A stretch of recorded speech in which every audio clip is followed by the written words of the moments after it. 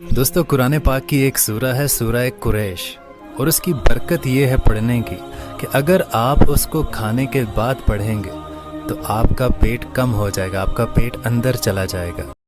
بسم اللہ الرحمن الرحیم۔ اللہ کے نام سے شروع جو نہایت مہربان ہمیشہ رحم فرمانے والا ہے۔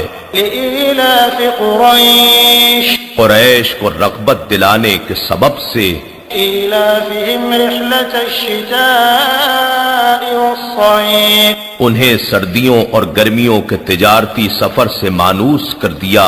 فلیعبدوا رب هذا البیت، بس انہیں چاہیے کہ اس گھر خانہ کعبہ کے رب کی عبادت کریں تاکہ اس کی شکر گزاری ہو۔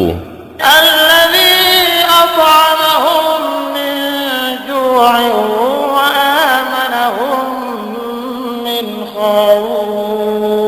جس نے انہیں بھوک یعنی فقر و فاقہ کے حالات میں کھانا دیا یعنی رزق فراہم کیا، اور دشمنوں کے خوف سے امن بخشا یعنی محفوظ و مامون زندگی سے نوازا۔